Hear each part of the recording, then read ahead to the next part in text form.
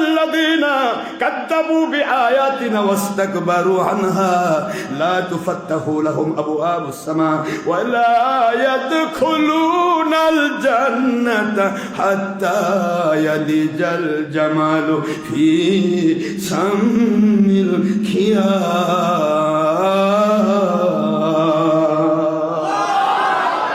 ওয়া কাযালিকা নাজিজিল মুজরিমিন।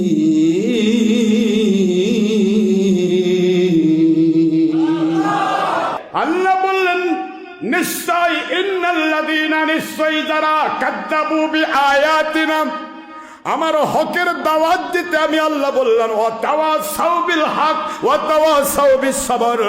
তোমরা যদি আমি আল্লাহর কাছে বেঁচে যেতে চাও, মুমিন হতে চাও, নেক আমল করে নবী প্রেম করে আমলদার হতে চাও, তোমাদের কাজ প্রথম কাজ হবে তাওয়াসাউ বিল হক, হকের দাওয়াত দেওয়া। একটু জোরে বলতে হবে সুবহানাল্লাহ। কিসের দাওয়াত দাও আমার বাবা? নিজের কোম্পানির দাওয়াত, ব্যক্তির দাওয়াত, আমার হুজুরের দাওয়াত না, হকের দাওয়াত দাও। আইনটা কার? ওয়া তাওয়াসাউ বিল হক, হকের দাওয়াত দাও। যেই মাত্র হকের দাওয়াত দিচ্ছ সবাই বলবে আমি হকের দাওয়াত দেই। তার প্রমাণ হলো তুমি যখনই হকের দাওয়াত দিবে সমাজের সকল খারাপ মানুষ তোমার বিরুদ্ধে চলে যাবে। তোমার মায়ের মাথায় ভর করে তোমার উপর জুলুম করবে, তোমার বাবার মাথায় ভর করে জুলুম করবে, তোমার ভাইয়ের মাথায় ভর করে জুলুম করবে, এলাকার 2 নম্বর মুন্সির মাথায় ভর করে তোমাকে জুলুম করবে। এই জুলুমগুলি থেকে রক্ষার জন্য পরবর্তী আইন একই আয়াতে ওয়া তাওয়াসাউ বিস সবর, ধৈর্য ধরতে হবে, মালিকের দিকে তাকায় থাকো।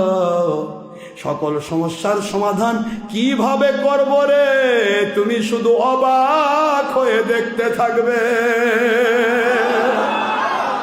সকল দুশ্মনকে কেমন করে আমি হার মানাবো, আল্লাহ বলেন শত্রুকে কেমনে নিধন করব, পরাজিত করব।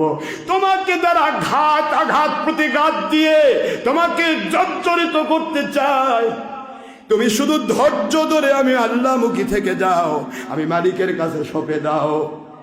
এবার তুমি শুধু দেখতে থাকো সকল জুলুম আমি কেমনে কুপুকাত করে দেই। তুমি অবাক চোখে দেখবে এত অসম্ভব কিভাবে সম্ভব হলো। ওয়া তাওয়াসাউ বিল হক ওয়া তাওয়াসাউ বিস সবর। যখনই তুমি হকের দাওয়াত দেবে দুনিয়ার খারাপ মানুষ তোমাকে ভালো বলবে না। সমাজের জালেমেরা তোমার প্রতি ক্ষেপে যাবে। সমাজের ভণ্ড যারা ধর্ম নিয়ে ভণ্ডামি করছে, মানুষকে ধোঁকা দিচ্ছে, তাদের ভণ্ডামি ফাঁস হয়ে যাবে তোমার হকের দাওয়াতের কারণে।